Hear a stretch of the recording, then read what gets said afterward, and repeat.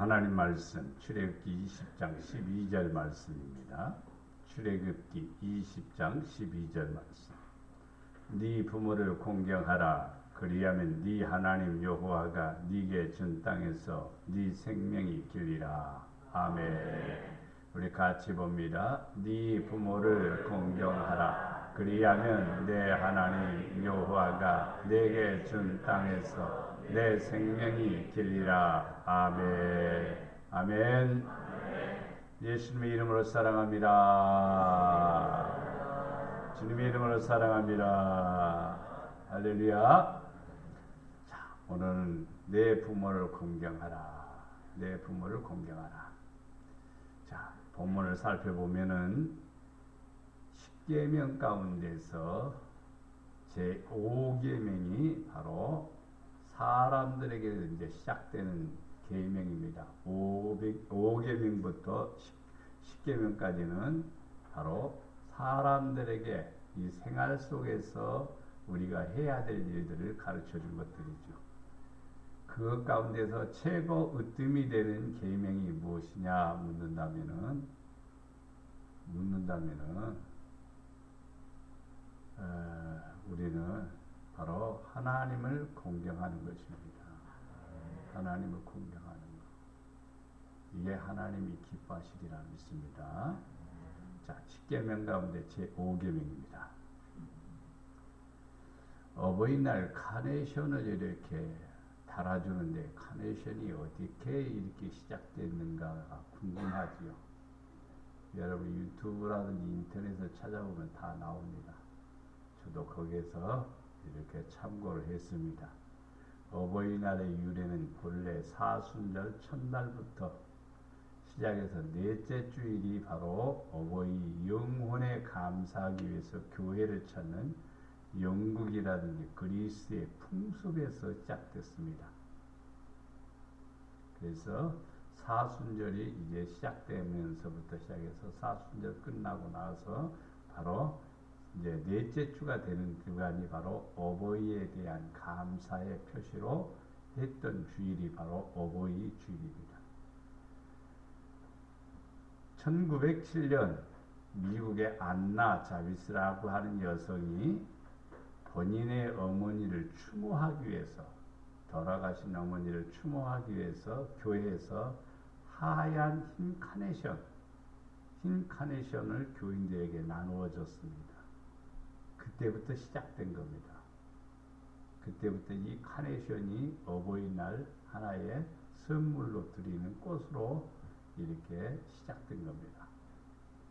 우드로 올슨 대통령이 1914년 5월 둘째 주를 바로 어버이 주일로 제정을 했습니다. 참 미국은 참 복받을 나라예요. 어느 나라가 뭐 어버이 주일을 제정하고 어버이날을 만들고 그런 일은 없죠. 그런데 미국은 그런 날을 만들어서 바로 하나님께 영광 돌리는 그런 모습을 볼 수가 있습니다. 카네이션의 꽃은 전부 다 의미가 있습니다. 그냥 의미가 없이 그냥 꽃이 있는 게 아니라 꽃말이라는 게 있습니다. 꽃은. 카네이션도 색깔이 참 다양합니다. 빨간색은 어머니의 사랑. 그러니까 어머니에게 드리는 것은 칼라가 아니라 빨간색을 드리는 거예요. 부모님에게 드리는 것은 어머님의 사랑과 감동에 너무 감사해서 카네이션을 드리는데 빨간색을 드립니다. 분홍색은 여성에 대해, 남성이 여성한테 나는 당신을 사랑한다. 아니, 여성이 남성한테 분홍색 카네이션을 줍니다. 그러니까 사랑의 몸짓이죠. 나는 당신을 너무너무 좋아해. 그 표현으로 분홍색 카네이션을 누구에게? 남자에게 줍니다. 백색 카네이션은 순수한 사랑, 내 사랑이 있어요. 그리고 존경합니다. 그러니까 어머니 너무너무 사랑해요. 존경합니다. 하는 뜻으로 흰 카네이션을 줍니다. 노란색 카네이션은 경멸과 질투와 모욕과 우정이라는 관계를 가지고 있습니다. 예? 연인끼리라든지 서로 관계 속에서 서로 주고받을 수 있는 것이 뭐냐? 나는 질투할 정도로 아주 마음속에 그냥 강력한 뭐랄까요? 사랑하기 때문에 아주 세게 사랑하기 때문에 이걸 준다 해서 노란색 카네이션을 주는 겁니다. 보라색 카네이션은 기쁨과 자랑입니다. 파란색은 영원한 행복입니다. 주황색은 당신을 사랑합니다. 이렇게 표현합니다. 데이트하는데 이렇게 사랑을 고백할 때에 이상한 색깔 주면 안 되고 주황색 같은 것을 주어야 돼요. 주황색 카네이션을 갖다 주면서 그러면은 받는 사람도 그것을 이해해야 되겠죠. 녹색, 치유하고 순수한 애죠. 무지개 색깔도 있습니다. 컬러로. 예, 무지개 색깔은 감사합니다. 두 가지 색은 사랑에 대한 거절이랍니다. 색깔이 컬러가 이중으로 되어 있는 것은 당신의 사랑을 거절합니다. 이런 표현인 것 같습니다. 그러니까 원색으로 된 것이 합당하다 이렇게 봅니다. 카네이션은 그렇고 우리가 부모를 공경하는 것은 첫째 하나님의 명령이다. 하나님의 명령은 지켜야 됩니다. 선택이 아니에요. 명령은 선택이 아니라 해야 되는 의무입니다. 근데 사람들은 선택을 하는 개념으로 하는데 명령은 뭐냐? 바로 우리에게 생명과도 같기 때문에 명령은 지켜야 됩니다. 잠언 6장 23절 말씀에 잠언 6장 23절 말씀에 대저 명령은 등불이요 법은 빛이요 훈계의 책망은 곧 생명의 길이라. 명령은 뭐냐? 등불이다 그랬습니다. 명령. 법은 빛이요 훈계의 책망은 생명이다. 성도들 신앙생활하면서 매우 소중한 것 이 세 가지 원칙 알아야 돼요. 명령, 법, 훈계. 이 세 가지가 여러분 안에서 늘 있어야 돼요. 명령이 사라지면 등불이 사라지는 거예요. 법이 없으면 빛이 사라지는 거예요. 훈계와 책망이 없으면 생명의 길에서 떨어져 버리는 거예요. 그러니까 여러분 머릿속에는요, 하나님의 명령이 무엇인가를 알아야 되고, 하나님의 법이 무엇인가를 알아야 되고, 하나님이 나에게 원하고 기뻐하시는 것이 무엇인가를 알아야 돼요. 그래야 등불이 켜져 있고, 그래야 빛이 비춰지게 되고, 그래야 우리의 가는 길이 무슨 길이냐? 생명길이다 이 말입니다. 할렐루야. 그러면 하나님께서 우리에게 큰 역사를 이루시지요. 여러분 마음속에 항상 세 가지가 있어야 된다겠죠. 첫째는 명령, 둘째는 법, 셋째는 훈계. 이 세 가지가 있어요. 그래야 밝아지는 거고, 그래야 여러분의 삶이 생명력이 있는 것이에요. 이 세 가지가 망가져 버리면요, 우리는 어두워지게 돼요. 미래는 보장할 수 없어요. 그 길은 생명길이 아니라는 사실을 우리는 알아야 됩니다.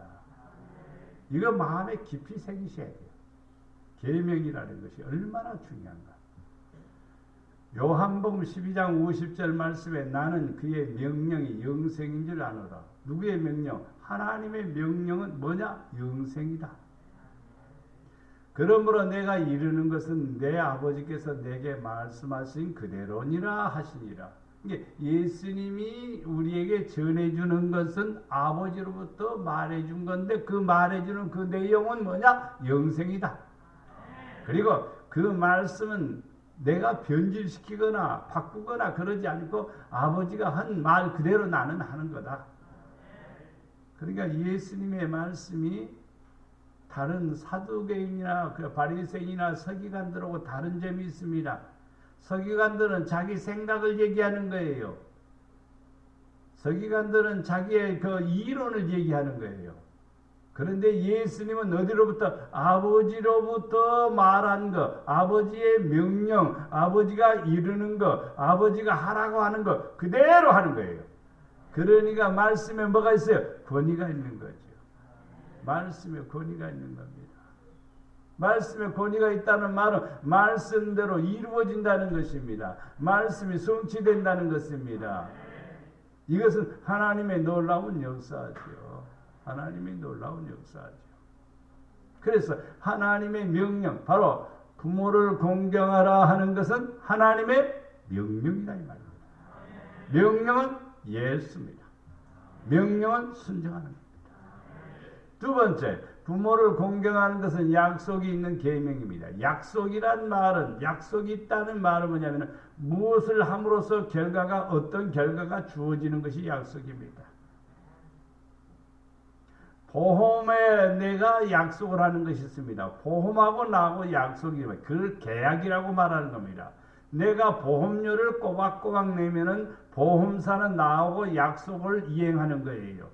그 약속이 뭔가, 내가 문제가 생겼을 때 보험사는 당연히 거기에 대한 대처해 주는 겁니다. 그리고 거기에 대한 보상을 해 주는 겁니다. 그게 뭐냐? 약속이요. 계약의 관계입니다. 부모를 공경하는 것은 약속의 관계입니다. 부모를 공경하는 것은, 하나님은 우리의 아버지십니다. 육신의 부모를 슬프게 해도 안 되지만은요, 하나님을 슬프게 해도 안 됩니다. 하나님의 마음을 기쁘게 해야 됩니다. 그게 공경입니다. 육신의 부모를 슬프게 해도 안 되는 거예요. 육신의 부모를 기쁘게 해야 되는 거예요. 왜냐하면 약속이 있기 때문에. 만약에 부모를 공경하는 것이 우리에게 사라져버리게 된다면요, 그것은 약속이 이루 깨져버립니다. 어느 날 젊은이들이 그런 것 같아요. 세대들이 점점점 그런 것들이 나타나는 것 같아요. 언젠가 그런 것을 전 매스컴을 통해서 들은 기억이 납니다. 버스 안에서 아주 떠들고 막 시끄럽게 하니까 나이 드신 분이 학생들 좀 조용히 좀 해! 이 말을 했습니다. 그러니까 학생들이 그 어르신을 버스에서 끌어내리고 길바닥에서 그냥 막 개패듯이 패는 거예요. 이게 있을 수 있는 일입니까? 자기 아버지라고 하면 그렇게 할 수 있습니까? 우리 아버지가 아니니까 남에게는 해도 된다? 이것도 틀린 거예요. 부모를 공경할 줄 알면요, 어른을 공경할 줄 아는 것이죠. 오늘날 이런 것들이 다 망가져요. 그래, 약속이 지금 뭘까요? 하나님의 약속은 뭐냐? 번성한다, 잘된다, 형통한다, 장수한다, 이런 모든 약속들이 사라져가는 거예요. 쉽게 말하면. 계명을 지켜야 약속이 내게 지켜지는 거지요. 사람들은 기대를 합니다. 잘 될 줄로 기대하는 거죠, 전부 다. 근데 계명을 어긴단 말이에요. 그러면요, 잘 된다는 보장이 될 수가 없는 거예요. 계약을 했습니다. 계약을 했는데 사정이 그래서 보험료를 꼬박꼬박 내지 못했습니다. 그러면 보험회사로부터 이제 독촉장을 받겠죠. 보험료를 냈어요. 그래도 계속 안 냅니다. 그러면 보험에 대한 계약이 무효가 될 수 있습니다. 무효가 될 수가 있습니다. 그럼 그것을 다시 회복시키려면 어떻게 해야 될까요? 밀린 보험료를 한꺼번에 다 내야 돼요. 그러면 회복시킬 수 있어요. 어떤 경우는 아예 회복 안 낼 수도 있습니다. 그러니까 계명을 지킨다는 것은요, 우리는 생명과도 같다는 사실을 우리는 알아야 됩니다. 신명기 5장 16절 말씀에 너는 내 하나님 여호와께서 명령한 대로 내 부모를 공경하라. 그리하면, 공경하라 하는 명령이 주어졌지만 그 명령으로 우리가 끝나면 우리는 무엇을 바라느냐? 내가 수고했는데 내게 돌아오는 대가는 뭐냐? 이렇게 따질 수가 있으니까, 그리하면, 하나님께서는 이렇게 말씀합니다. 그리하면 네 하나님 여호와가 네게 준 땅에서 준 땅이 있다는 거예요. 기업이 있다는 거예요. 축복이 있다는 거예요. 거기서 뭐가 생명이 길고 복도 누리리라. 사람은 두 가지를 누려야 돼요. 오래오래 살지만은 복도 받아야 되는 거예요. 그냥 오래만 살면 안 돼요. 생명이 길고 복도 받아야 돼요. 어디서? 내가 받을 수 있는 기업에서, 준 땅에서, 내게 준 땅에서. 신앙생활 하면서요, 자기 자신에게 돌아오는 기업에 대한 것을 아무 생각 없이 사는 사람은 나는 바보 중에 바보라고 봐요. 내게 돌아올 기업이 무엇인가? 내가 받을 기업이 무엇인가?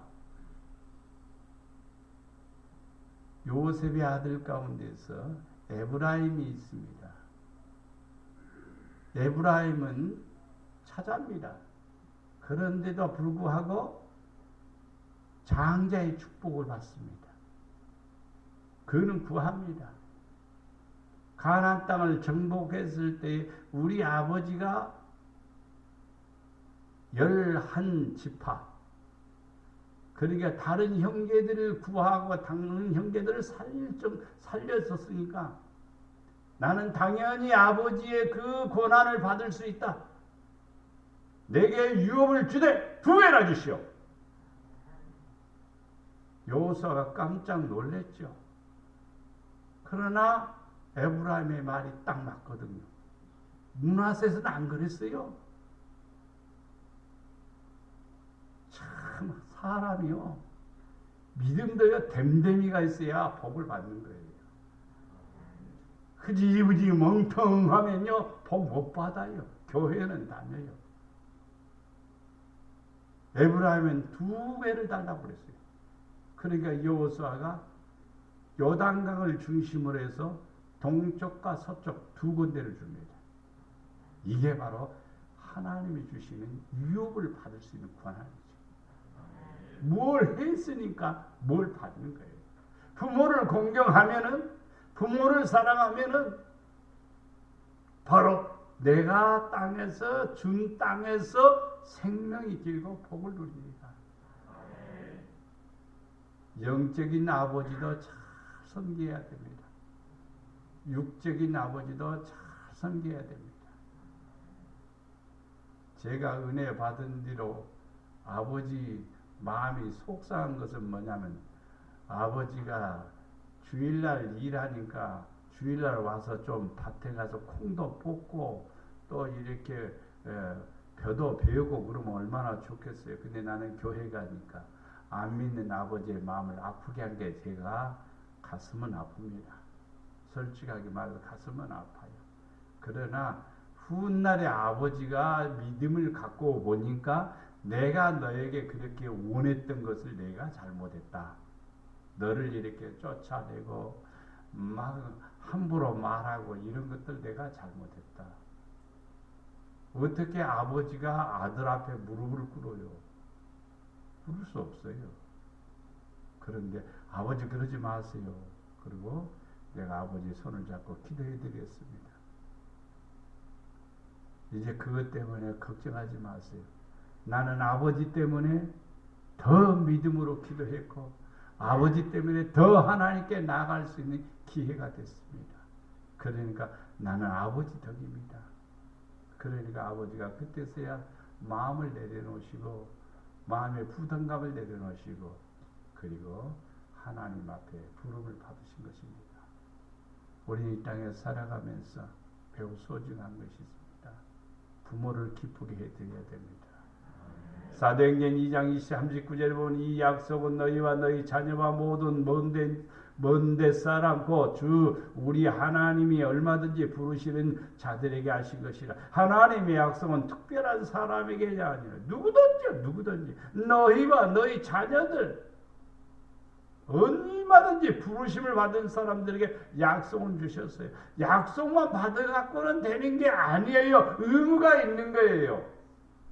의무를 이행해야 약속이 이루어지고 실천이 있어야 응답이 오는 거고 기도하고 부르짖어야 역사가 일어나는 것이요.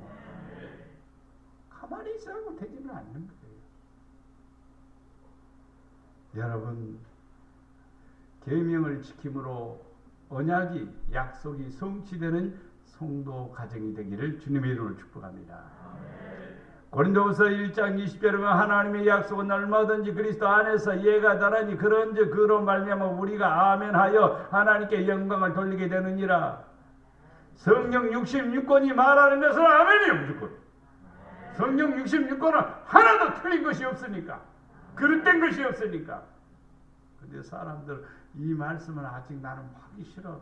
그리고 그걸 하트로 지어버릴까요? 그럴 수는 없죠. 지을 수는 없지 않아요. 마음에 안 드는 구절은 지어버립시다. 그러면 성경이 될 수가 없는 거죠. 성경은 하나님의 말씀인데 그렇게 할 수 있어요? 그렇게 할 수 없어요. 나는 믿음이 없으니까 믿음이 없으면 아버지 이 말씀대로 나도 할 수 있도록 도와주시옵소서. 기도는 할 수 있지만 지을 수는 없는 거죠. 그죠? 어린아이는 못하는 거죠.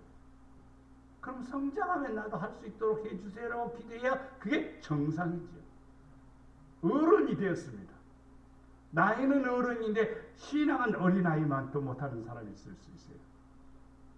판단과 결정과 의지와 태도가 그럴 수 있습니다.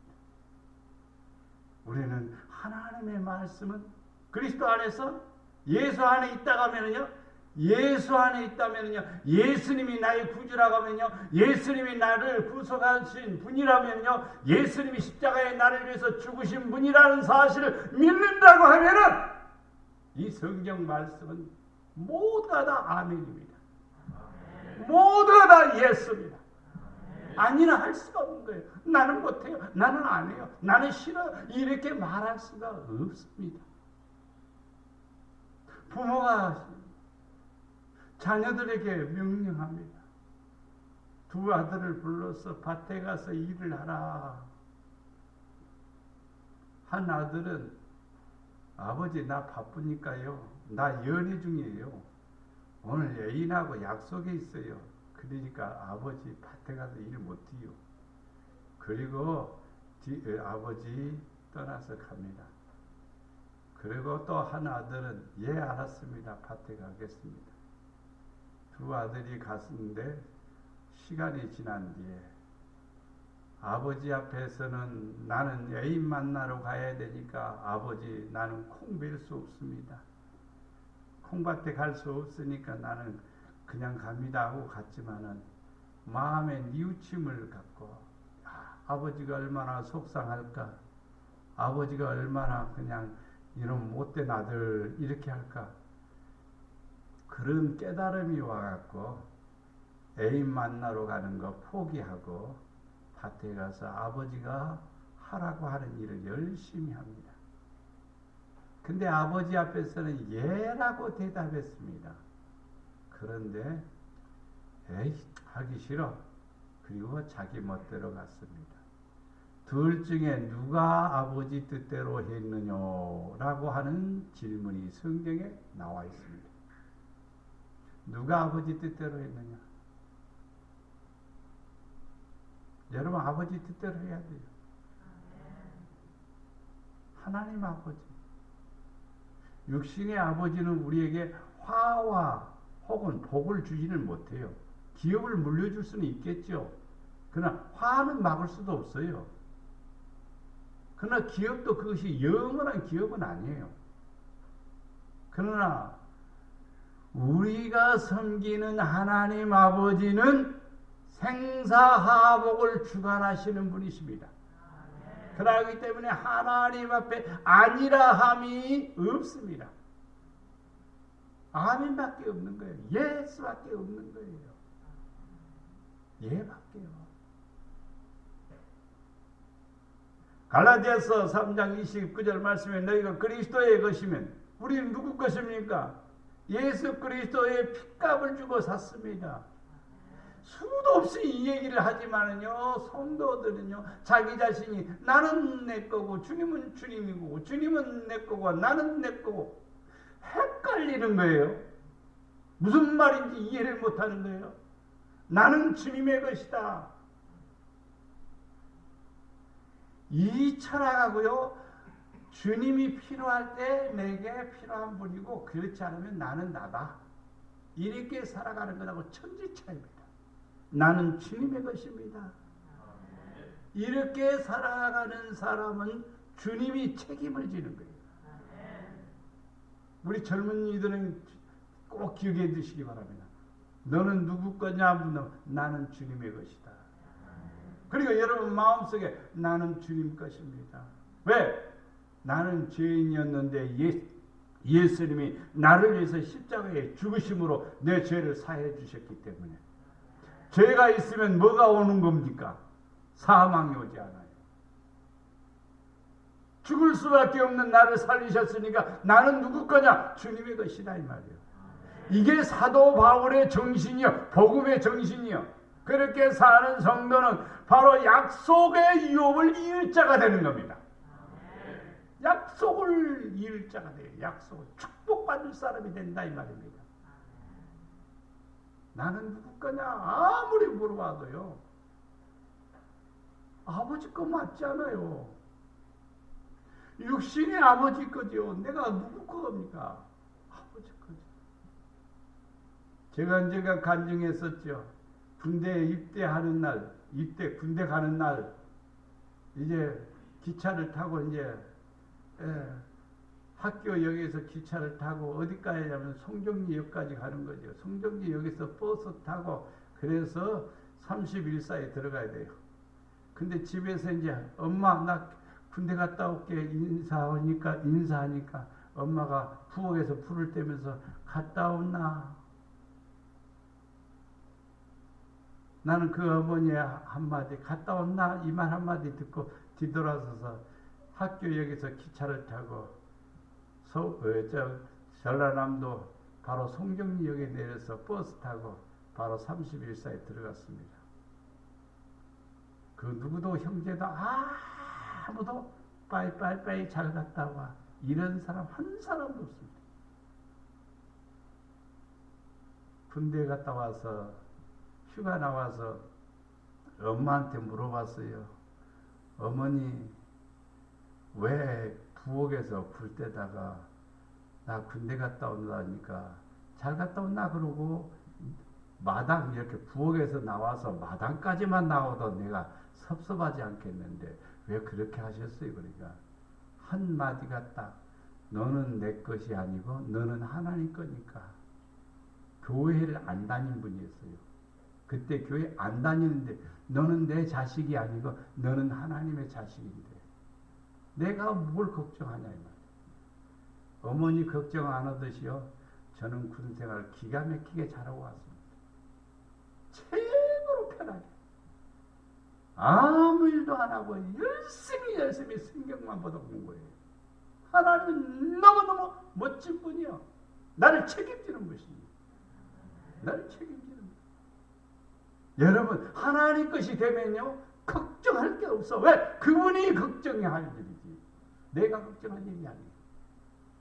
이제 여러분은 약속을 받은 자로서 하나님의 것이 되었습니다. 그러면 유업을 이을 자가 될 줄 믿습니다. 부모를 공경하는 것은 하나님을 섬기는 것과 같습니다. 부모는 잘 섬기는데 하나님을 안 섬기면 그것도 잘못이에요. 왜? 부모의 영혼을 위해서 다네션을 드리는 거예요. 어버이날의 출발점이 뭐냐? 어머니의 영혼을 위해서 기도하는 시간을 갖는 것이 바로 시작이었습니다. 어머니의 영혼을 위해서 하나님 앞에 간구하는 시간을 갖는 시간을 시작한 게 바로 어버이주의 시작이다 이 말입니다. 그러니까 하나님을 섬기는 것과 부모를 섬기는 동일하지만은 부모는 섬기는데 하나님을 섬기지 않는다. 그러면 틀린 겁니다. 하나님을 섬기는 성도는 부모를 또 잘 섬겨야 됩니다. 하나님과 부모님을 섬기는 것은요 동등한 레벨에 두어도 틀리지 않습니다. 과하지도 않습니다. 열왕기상 9장 4절 5절 말씀에 네가 만일 내 아버지 다윗의 행함같이 마음을 온전히 행하고 바르게 하여 내 앞에서 행하며 내가 네게 명령한 대로 온갖 일에 순종하여 내 법도와 윤리를 지키면 내가 네 아버지 다윗에게 말하기를 이스라엘의 왕위에 오를 사람이 네게서 끊어지지 아니하리라 한 대로 네 이스라엘의 왕위를 영원히 견고하게 하려니와. 이 말의 뜻은 뭐냐면 다윗이 믿음생활 한 것처럼 너희들도 믿음생활 잘해라 이 말이에요. 그것이 부모에게 효하는 일이다 이 말이에요. 저는 성도들, 젊은 성도들인 젊은이들은요, 신앙생활을 잘하는 게 부모에게 효하는 거예요. 진짜입니다. 믿음 생활을 흐지부지 하면요, 부모에게 불효하는 사람이에요. 믿음 생활을요, 기가 막히게 잘해야 돼요. 그러면요, 효자가 돼요. 실질적으로도 효하게 되고, 그리고 하나님 앞에 큰 사랑을 받게 됩니다. 그러면 하나님을 공경하는 방법이 무엇인가? 첫 번째 방법이 부모님에게 짐이 되거나 걱정이 되지 않도록 하라. 사무엘상 14장 2절 말씀에 올라가서 자기 부모에게 말하여 이르되 내가 딥나에서 블레셋 사람의 딸 중에서 한 여자를 보았사오니 이제 그를 맞이하여 내 아내로 삼게 하소서. 지금 삼손입니다. 삼손이 어머니에게 가서 내가 블레셋 딸들 가운데서 이쁜 여자 보았는데 그 여자를 내 아내로 맡게 하소서. 근데 이 부모가 찬성을 했을까 안 했을까라고 묻는다면 안 했습니다. 찬성 안 했습니다. 해서는 안 된다. 왜 블레셋 여자냐? 왜 블레셋 여자냐? 그러면서 거절한 겁니다. 그런데 사사기 16장 6절 말씀에 여호와의 영이 삼손에게 강하게 성령은 받았어, 능력은 받았어, 은혜는 있어. 그가 사자 염소 새끼를 찢는 것까지 사자를 찢어버린 거예요. 자기가 행한 일에 부모에게 알리지 아니하였더라. 들리려고 있었던 얘기를 얘기하느냐? 안 합니다. 그러니까 결국 영적으로 실패자가 되어버립니다. 성도는요, 항상 고민을 부모에게 털어놓고 같이 기도하고 같이 하나님께 나아가는 성도가 되어야 됩니다. 그리고 걱정과 짐이 되어서는 안 되고 기쁨이 되어야 될 줄로 믿습니다. 부모를 기쁘게 하도록 해야 됩니다. 잠언 23장 25절 말씀에 내 부모를 즐겁게 하면 너를 낳은 어미를 기쁘게 하라. 그렇습니다. 즐겁게 하고 기쁘게 하고. 부모들은 참 육신의 부모들은 좋아하는 게 있습니다. 돈 봉투 주면 좋아하겠죠. 근데 그보다 더 즐거운 것이 있다면요, 건전하게 진리 안에서 진실하게 최선을 다해서 하나님을 잘 섬기면서 살아갈 때 부모를 가장 기쁘게 하는 것이고 또 어미를 기쁘게 하는 것입니다.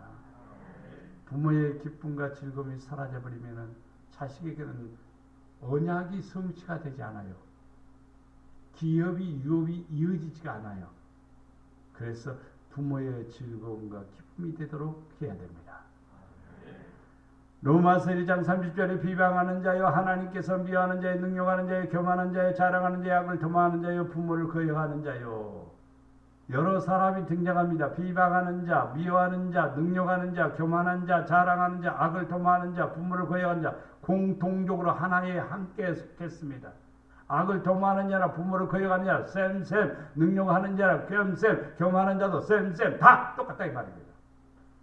한 무리 속에 있습니다. 그러면 여러 사람이냐고 묻냐면 한 사람이야. 비방해서도 안 돼요. 시대적인 차이가 있으니까 판단이 다를 수가 있고 견해가 다를 수가 있고 이론이 다를 수도 있어도 절대로 비방해서는 안 됩니다. 설득력 있게 이해하도록 해야 되죠. 너무 성격이 급한 나머지 어머니는 아버지는 이러면 안 된다 이 말입니다.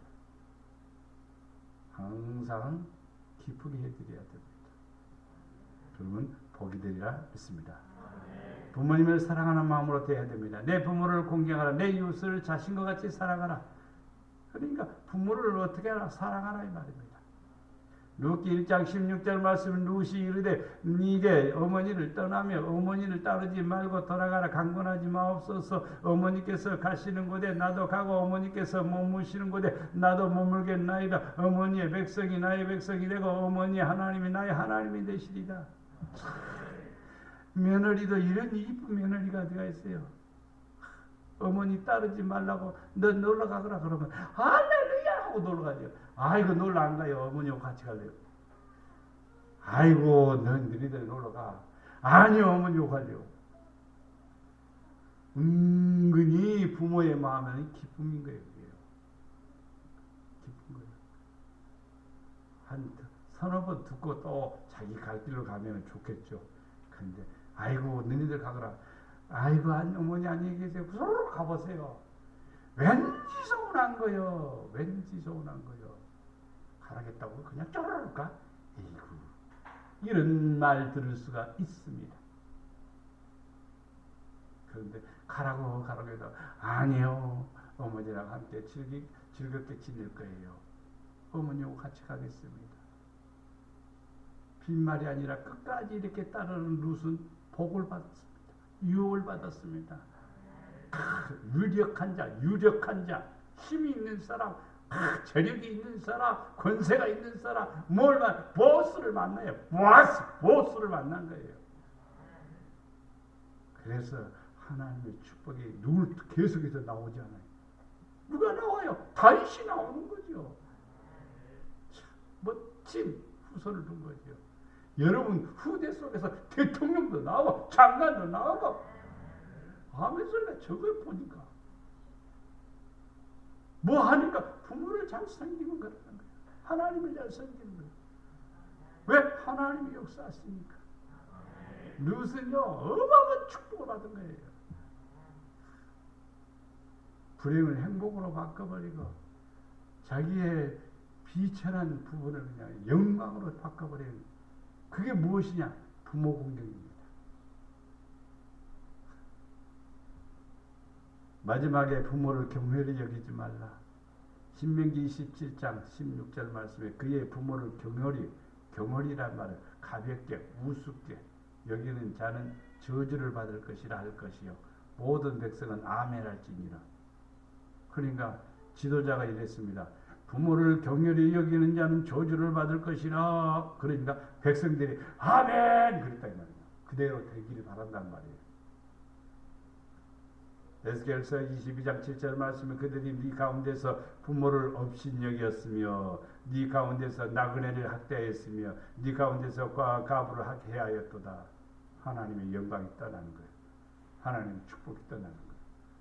그래서 부모를 경홀히 여기지 말고 소중하게 여겨야 되고 또 존중히 여겨야 되고 귀하게 여겨야 되고 사랑해야 됩니다. 정리해 봅니다. 내 부모를 공경하라. 이것은 하나님의 명령이다. 내 부모를 공경하라. 이것은 약속이 있는 계명이다.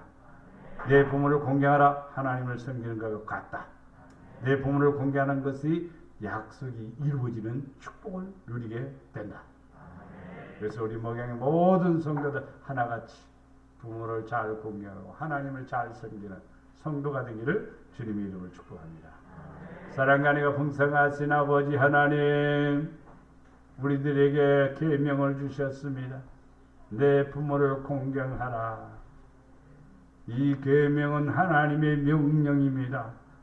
주여 이 명령을 우리가 잘 지키게 하시고 하나님도 잘 섬길 뿐만 아니라 부모도 기쁘게 해드리며 부모를 존경히 여기며 귀중하게 여겨 섬기는 자가 되게 하시고 그래 복이 기업이 축복이 유업이 이어지도록 주여 역사해 주시옵소서.